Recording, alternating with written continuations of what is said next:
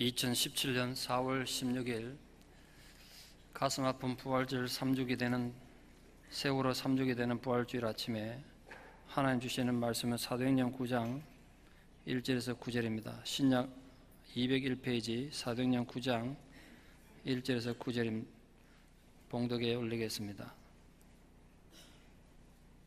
사울이 주의 제자들에 대하여 여전히 위협과 살기가 등등하여 대제사장에게 가서 다메섹 여러 회당에 가져갈 공문을 청하니 이는 만일 그 도를 따르는 사람을 만나면 남녀를 막론하고 결박하여 예루살렘으로 잡아오려 함이라. 사울이 길을 가다가 다메섹에 가까이 이르더니 호련히 하늘로부터 빛이 그를 둘러 비추는지라. 땅에 엎드러져 들음에 소리가 있어 이르시되 사울아 사울아 네가 어찌하여 나를 박해하느냐 하시거늘 대답하되 주여 누구시니까? 이르시되 나는 네가 박해하는 예수라. 너는 일어나 시내로 들어가라. 내가 행할 것을 네게 이를 자가 있느니라 하시니 같이 가던 사람들은 소리만 듣고 아무도 보지 못하여 말을 못하고 서 있더라.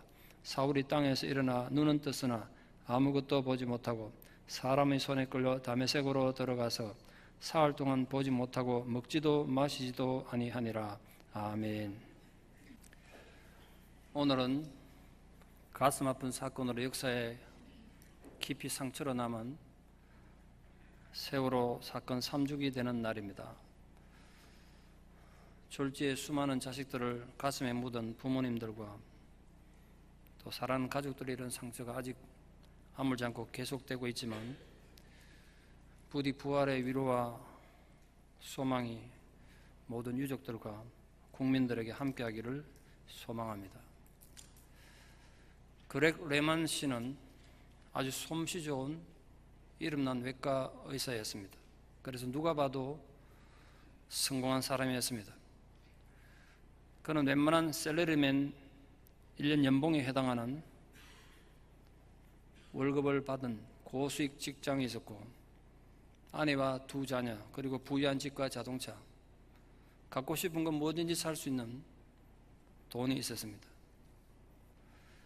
그러나 그는 결코 행복한 적이 없었습니다. 한 번도 기뻤던 적도 없고 만족한 적이 없었습니다. 돈으로는 살 수 없는 그 무언가가 그에게 늘 부족했기 때문입니다. 그건 다름 아닌 만족감이었습니다. 그는 늘 우울한 마음으로 스스로에게 되묻곤 했습니다.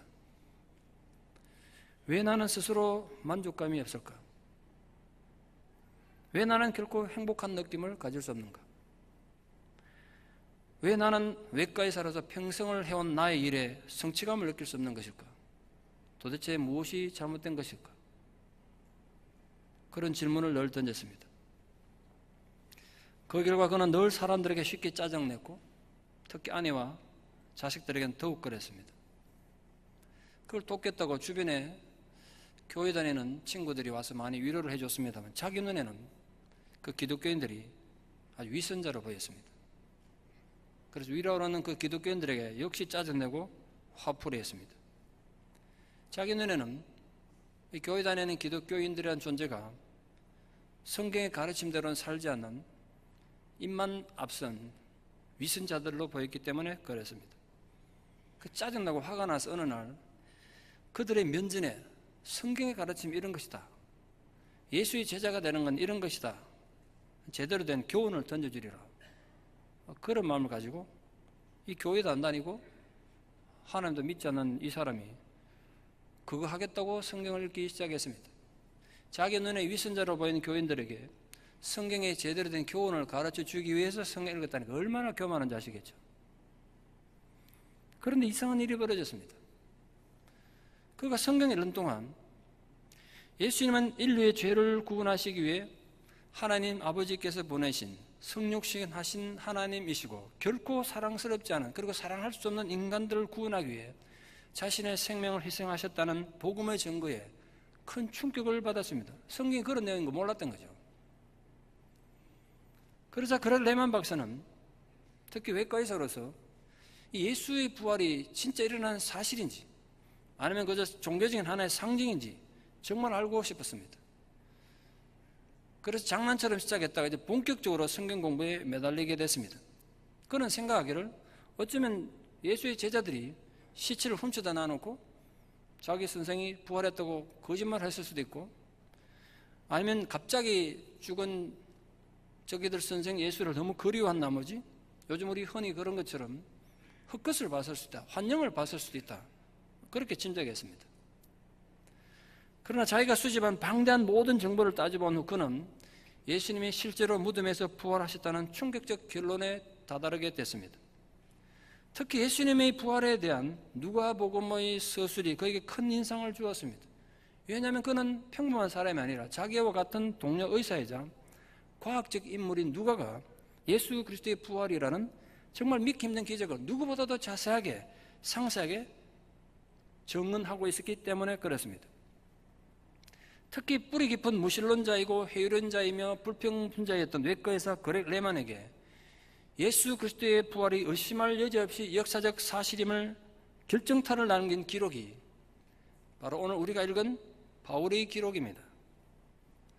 적어도 레만 박사가 자기가 교육받은 이성을 가지고 이해한 바울은 이랬습니다. 바울은 기독교인들을 죽이던 자였습니다. 그는 결코 예수에 대해서 호의적이지 않았습니다. 그는 예수가 부활했다고 해서 이익 얻을 것이 아무것도 없었고 오히려 막대한 손실을 입을 상황에 있는 사람이었습니다.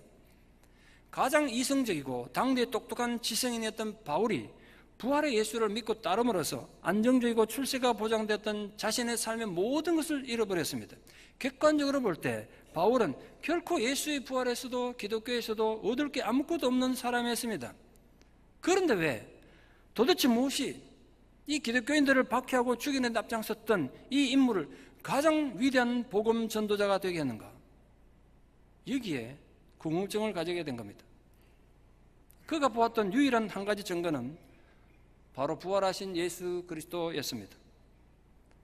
그 결과 바울은 자신의 모든 약속된 장래의 부귀영화를 배설물처럼 버리고 고난의 길을 걸어갔고 동족 유대인들에게 죽음의 고통을 숱하게 당하게 됩니다. 예수에 대해 가장 적대적이었던 당대 최고 지성인에게 일어난 이 변화는 오직 한 가지 증거, 예수의 부활 때문이었습니다. 어떤 이론적이고 논문을 가지고 토론해가지고 이 사람 변화시킨 것이 아니습니다. 오직 한 가지, 부활의 예수를 바울이 만났기 때문이었습니다.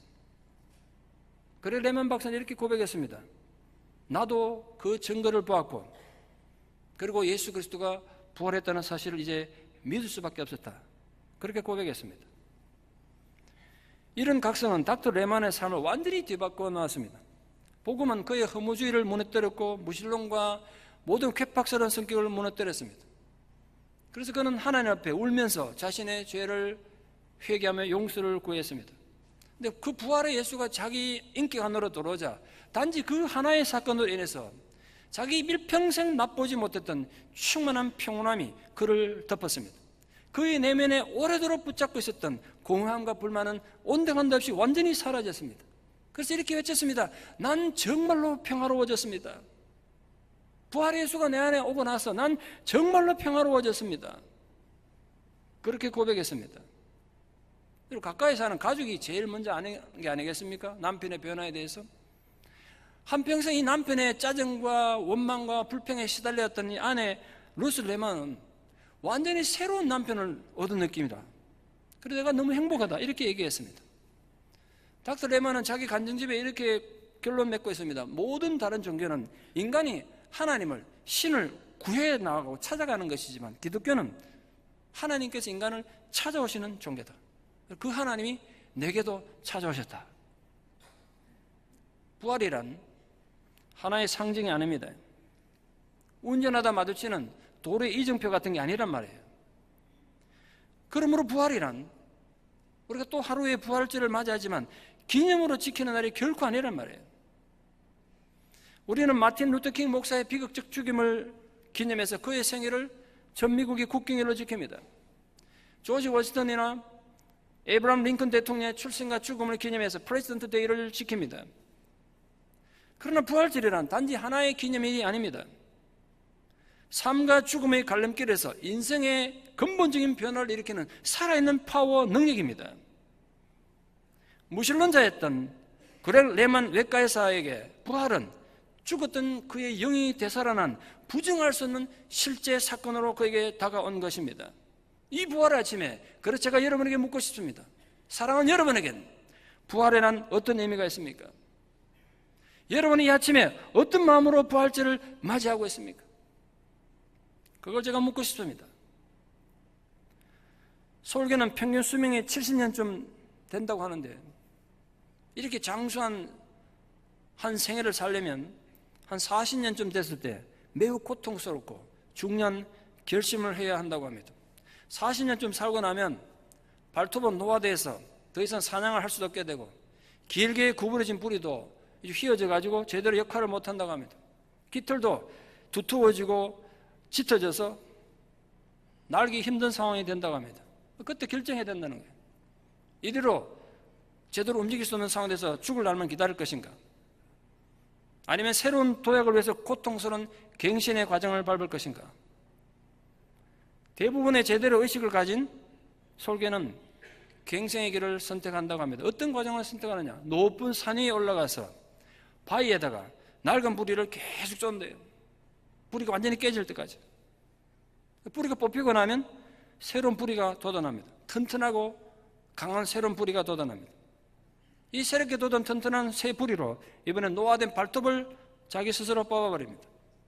그리고 두터워서 날개 부족한 깃털을 하나씩 뽑아 던집니다.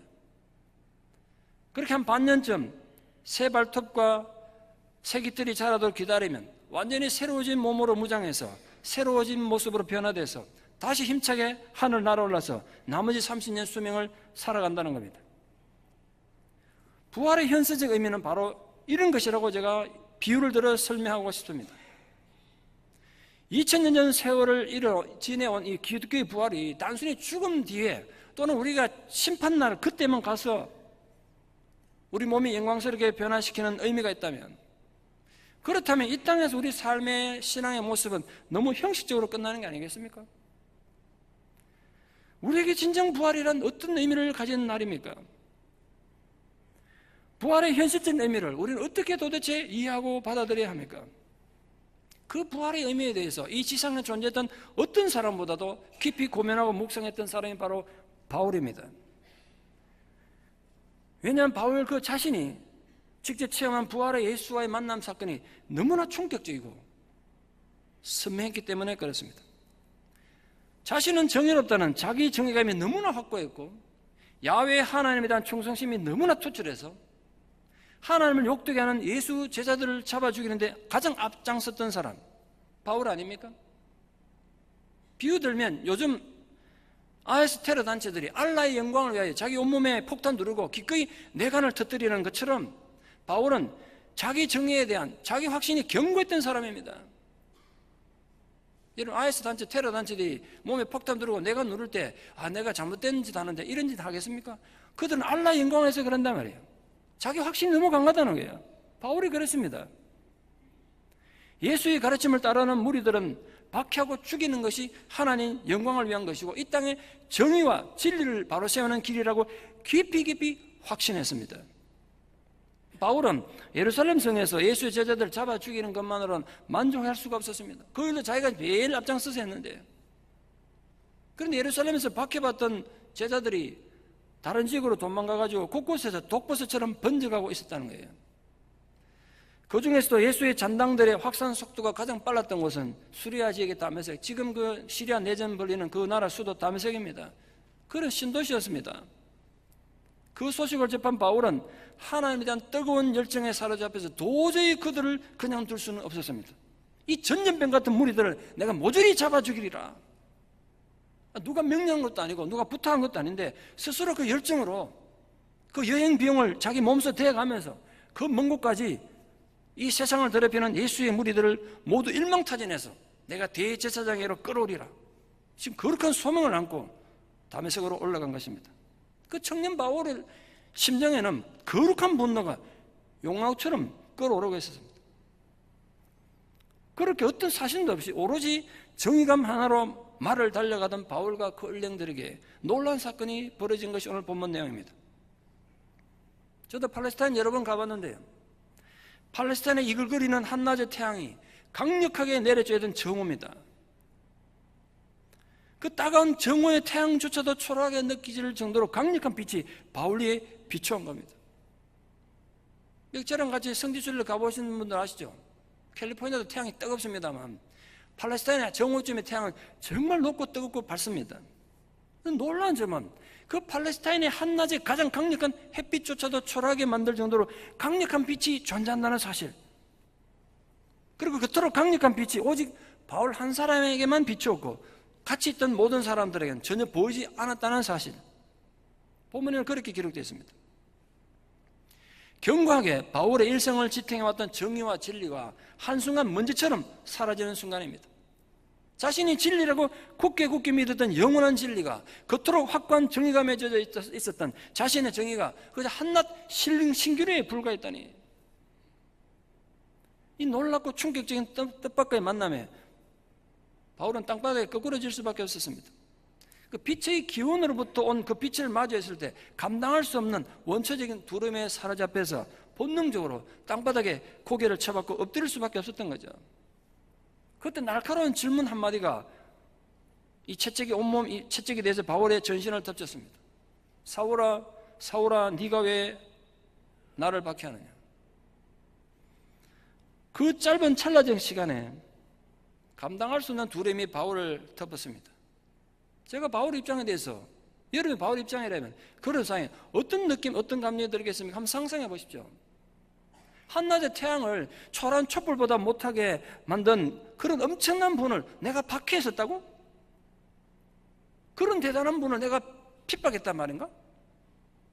누구보다 정의롭고 누구보다 진리를 위해서 살아온 내가 그런 엄청난 실수를 저질렀다고? 그럼 이분이 도대체 누구인가? 생각 들지 않겠습니까? 그래서 갓난아기 같은 원초적 두려움에 사로잡힌 바울이 사시나무 떨듯이 떨며 질문합니다. 주님, 도대체 당신 누구십니까?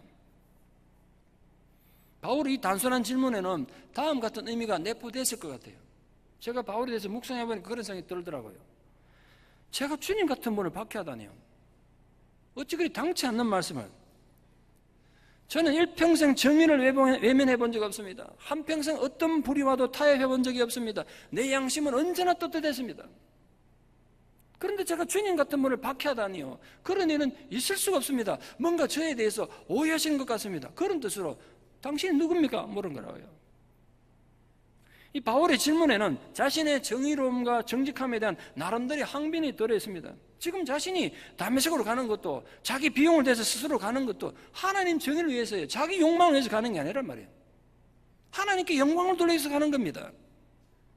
그런데 그 열정을 대제사장들도 다 인정해주고 모든 유대인들이 인정하는 거 아니겠어요? 그런데 자신이 불의의 편에 서서 이런 초월죄를 박해하다니 말도 안 되는 거죠. 그때 들려온 천둥 같은 충격의 한마디가 있었습니다. 나는 네가 박해하는 예수다. 죽은 줄 알았던 예수. 유대계 열정적인 바리새인이었던 바울 입장에서는 이 패스트 같은 위험한 전염병 같은 존재를 생각했던 예수, 그분이 바로 빛의 근원이었다니. 바울의 충격이 얼마나 컸겠습니까? 저 문학을 전공한 제 입장에서도 이때 바울이 받은 충격을 글로 표현하기가 불가능할 것 같아서 고민하다 표현 안 하기로 했습니다. 어떻게 표현이 가능하겠어요?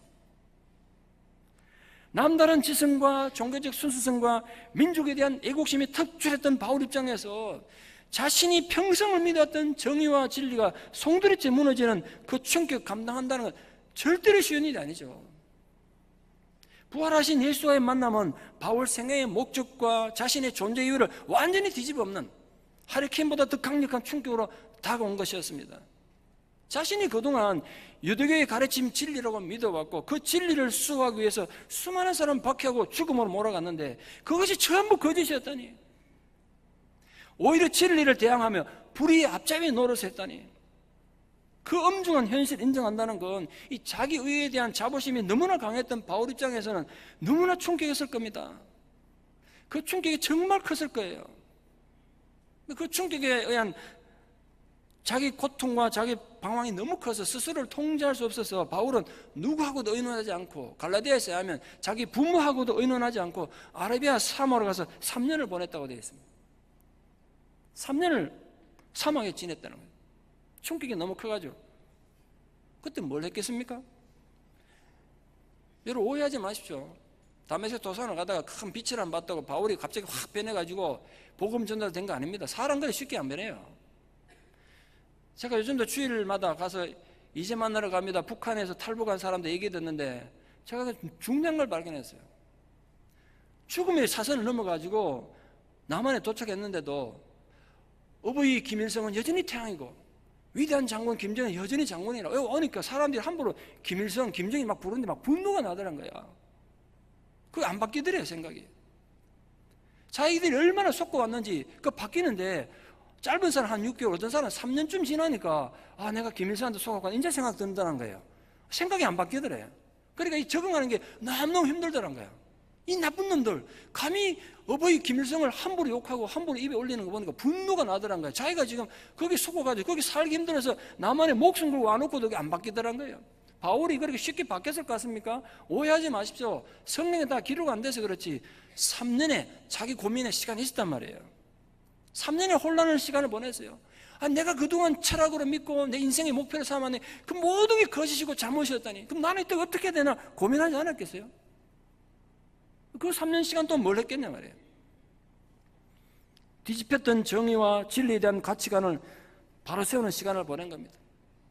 견고했던 자기의 정의감과 진리에 대한 확신이 완전히 무너져서 그름더미가 되고 새로운 정의와 새로운 진리의 싹을 피우는 시간 아니었겠습니까? 한마디로 표현하면 새가 알을 까고 나오는 시간 3년이 필요했던 거예요. 그래서 바울은 다른 어떤 제자도 하지 않았고 다른 어떤 제자도 시도하지 않았지만 어떤 제자들보다도 부활에 대한 깊은 묵상을 했습니다. 어떤 제자도 예수님 부활에서 이렇게 기록을 남긴 제자가 없잖아요. 그 예수 부활에 대한 깊은 깨달음과 묵상을 정리해서 우리가 흔히 부활장이라고 별명을 붙일 정도로 부활에 대한 모든 것을 엑기스로 농축한 것이 고린도서 15장인데요. 바울이 썼단 말이에요. 바울은 이 부활장에서 그리스도가 잠자는 자들, 이 히브리적 비유로 죽은 자들을 잠자는 자들이라고 생각합니다. 부활을 히브리인들도 믿었으니까. 잠자는 자들의 첫 열매, 부활의 첫 열매가 됐다고 기록하고 있고 우리도 그분이 첫 열매니까 언젠가 그 부활을 하신 모습으로 거듭나게 될 것, 부활하게 될 것을 깨닫고 성경에 기록한 것입니다. 그래서 바울은 부활의 진정한 의미를 깨닫고서 결론적으로 이렇게 말합니다. 그 부활장 마지막 결론에는 뭐라고 얘기하느냐? 그러므로 나는 날마다 죽노라. 날마다 죽는다고 고백했습니다. 날마다 죽음으로써 바울은 날마다 부활의 감격을 맛보았던 것입니다. 바울의 날마다 죽는다는 고백은 죽어야 비로소 사는 예수 그리스도의 십자가의 도리, 부활의 원리를 깨달았기 때문에 그걸 기록한 겁니다. 오늘은 부활주일입니다. 우리는 어떤 자세로 부활을 맞이합니까? 우리는 어떻게 부활의 신앙을 지킬 수 있습니까? 현실적으로 우리에게 궁극적으로 부활은 어떤 의미가 있습니까?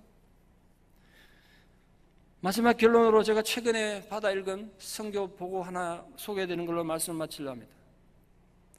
크리스천 에이드 미션이라는 이 동남아 지역을 담당하는 선교단체가 최근에 자기 공식 웹사이트에 올린 내용입니다. 아주 헌신된 무슬림 지도자였던 필리핀 사람 타투라는 사람에 대한 삶을 기록한 것입니다. 물론 필리핀은 가톨릭 국가긴 합니다만 종교적 자유가 있는 나라입니다. 이 종교의 자유가 보장된 필리핀에서 무슬림이 다수를 차지하고 있는 민다나오 섬의 헌신된 무슬림 지도자였습니다. 비록 가톨릭 국가이긴 해도 필리핀에는 종교가 자유가 있습니다. 그러나 민다나오 섬은 상황이 많이 달랐습니다. 그곳은 주민의 절대 다수가 무슬림이었고 무슬림이 행정, 정치, 군사 모든 실권을 장악하고 있습니다. 그래서 타투는 필리핀 현지 목회자였던 마고이스 목사를 아주 박해했습니다. 길에서 볼 때마다 돌 던지고 목사님 이렇게 예배드리고 있으면 와서 교회 깨뜨리고 예배드리는 중에 돌을 던져서 목사님 부상에 아주 핍박을 심하게 했던 사람입니다. 이 동네 소수 인종이었던 기독교인들을 보면 누구보다도 앞장서서 심하게 핍박하던 인물입니다. 그런데 어느 날 하늘 같은 충격적인 얘기가 됐습니다. 자기 딸이 이 원수 같은 마고이스 목사 아들하고 연애를 한다는 거예요. 어찌 이런 로미오와 줄리엣 같은 일이 있겠냐 말이에요. 도저히 용납할 수 없는 일이 벌어졌어요. 이 말려도 딸이 말을 안 듣니까 방법은 그 목사 아들 죽이는 것밖에 없어요. 죽이려고 시도했습니다. 이놈을 죽여야 그 원수 같은 예수쟁이하고 우리 딸이 만나지 않겠지. 근데 죽이려고 만나다 보니까 이 위그이스 목사님 아들 에프론이라는 청년이 사람이 너무 괜찮았나 봐요. 그 예수 잘 믿으면 죽을 위기에도 살아납니다, 여러분. 이 뿌리 깊은 무슬림 입장에서 봐도 이 청년이 사람이 너무 괜찮아. 죽이긴 아까웠어요. 그래서 살려둡니다. 근데 살려두는 것도 더해가지고 결국은 딸의 행복을 위해서 결혼을 허락했어요. 더 놀라운 것은 이 에프론이 와서 이렇게 부탁합니다. 장애로운 대사람한테 어차피 결혼을 허락했는데 우리 아버지가 목사님이다. 목사의 아들이 결혼하는데 기독교식으로 결혼식을 해야 되지 않겠냐고. 그거 좀 이해해달라고. 그걸 인정했다는 거예요. 이 무슬림 지도자가, 그 지역을 대표하는 무슬림 지도자가 딸을 기독교식으로 결혼하도록 허락했다니 놀랍지 않습니까? 드디어 결혼식이 열렸습니다. 주례를 아버지가 했습니다. 마고이스 목사님 아들 결혼식 주례했어요. 그 목사님이 많은 무슬림이 와 앉아있고 그 지역을 대표하는 무슬림 지도자가 앉아있는데 그냥 일반 결혼식 설교를 할 리가 없죠. 예수 그리스도께서 왜 이 세상에 오셨고 그분이 어떤 분이시며 그분이 왜 십자가에 달려 돌아가셨는지 그 주님에 대한 복음을 쭉 설교했습니다. 결혼식장에서 논란이 벌어졌습니다. 그 자리에서 이 타투가 가족들과 함께 예수를 영접했다는 거예요. 그러니까 이게 그 동네에 뉴스가 됐습니다. 과연 이게 쇼인지 진짜 타투가 예수를 믿게 되는 건지 사람들이 긴가민가한 거죠. 그런데 한 달쯤 지나서 그 타투는 자기 사위되는 위그이스 목사님께 자기 아들들 데리고 전부 가서 세례를 받았습니다. 아울러서 나와서 이제 예수는 우리의 그리스도이시고 우리가 예수를 믿어야 된다는 걸 그 무슬림들이 전하기 시작했습니다. 한때 자기들이 지도자였던 무슬림 지도자가 자기들한테 예수 믿으라고 강요하니까 기가 막힐 노릇 아닙니까? 그 같은 무슬림 친척들과 그 동료들이 핍박하기 시작합니다. 다투 씨는 주변의 핍박을 개의치 않고 자기가 예전에 그 기독교인들 그렇게 박해했으니까 내가 그 대가를 받는다는 생각을 당연히 여겼습니다. 그럴수록 오히려 더 복음을 열심히 전합니다. 그러니까 당연히 또 박해가 심해졌겠죠. 결국 더 많은 친척들의 분노를 샀던 지난 2015년 10일 어느 날 이분이 갑자기 행방불명이 됐어요. 며칠 뒤에 길거리에서 시신을 찾았는데 등에 칼이 5번에 찔리고 목이 앞뒤로 잘려서 참수된 상태로 발견됐습니다. 아들이 시신을 발견했는데 아들이 선교단한테 이렇게 얘기했어요. 분명히 아버지가 신앙을 버리라고 고문을 당하다가 참수당한 것 같다고. 그러니까 칼로 막 찔러댄 거예요. 예수를 버리라고. 크리스천 에이드 미션 선교본부는 타투가 마을에서 너무 담대하게 복음을 전했기 때문에 무슬림 형제들에게 죽임을 당했다고 그 자녀들에게 당신 아버지가 죽기 전에 어떤 모습 보였는지 기억하라고 그리고 신앙을 잘 지키라고 그리고 무엇보다 중요한 것은 지금 이 땅에서는 비참하게 어쩌면 실패자처럼 당신 아버지가 죽었지만 저 하늘나라에서는 분명히 부활한 모습으로 다시 만날 부활의 상황을 부활의 사건을 믿으라고 그 보고서를 써놨더라고요. 앞장서서 기독교를 박해하던 무슬림 지도자가 그리스도를 만난 후 완전히 다른 가치관을 따르면서 바울 같은 삶을 살다가 결국은 복음을 위해서 순교한 것입니다. 생각해 보십시오. 무엇이 그것이 가능하게 했을까요? 바로 예수로 인한 부활신앙이 그가 부활한 예수를 만났기 때문에 가능한 것입니다. 그래서 저는 믿습니다. 지금도 그 부활신앙 우리의 모든 것도 능히 변화시킬 수 있음을 믿습니다. 여러분이 그토록 변화시키려고 애쓰고 애썼는데 실패했습니까? 어떤 사람이 있습니까? 여러분이 노력하지 마십시오. 주님이 하게 하십시오. 성령이 하게 하십시오. 부활의 주님이 하시면 하시는 겁니다. 인간의 능력은 한계가 있지 않습니까? 그분이 저 멀리 한국에 있든지 여러분 관계 깨져서 멀리 갔든지 상관없습니다. 내가 그토록 그를 변화시키기 위해서 희생하고 헌신했는데도 삶에 열매가 없었습니까? 아닙니다. 부활의 주님이 오시면 가능한 것입니다. 그러니까 우리도 낡은 부리, 낡은 발톱, 낡은 깃털 뽑는 아픈 작업을 함께 시작하기를 바랍니다. 단지 죽고 난 뒤에 천국 갔으면 의미를 가지는 부활이 아니라 이 땅에서도 그 부활의 의미로 다시 힘을 얻고 높이 창공을 힘차게 날아오르는 하나님의 날개치며 올라가는 독수리들이 되기를 바랍니다. 그 부활의 기쁨을 누리며 살기를 바랍니다. 우리 생에 다시 한번 부활주의를 맞아서 사랑하는 성도들 모두가 이 주님의 제자로서의 소명을 깊이 깨닫고 그 어둠을 깨뜨리며 새 시대를 만들어가는 부활의 증거, 생명의 약속을 가진 하나님 복된 자녀들로 살아가시기를 진심으로 축원합니다. 기도드리겠습니다. 사랑의 아버지 하나님, 죄 많은 저희들은 언제나 주님을 실망시키고 너무나 쉽게 좌절하며 주를 배신합니다. 그런 저희들을 사랑하셔서 우리를 구원하시고자 주님 이 땅에 오셨고 십자가에 못 박아 물과 피를 다 쏟으시고 죽으셨습니다. 그런데 주께서 부활하심으로 그 죽음의 모든 권세를 깨뜨리시고 우리에게 부활의 약속이 되시고 증거가 되셨습니다.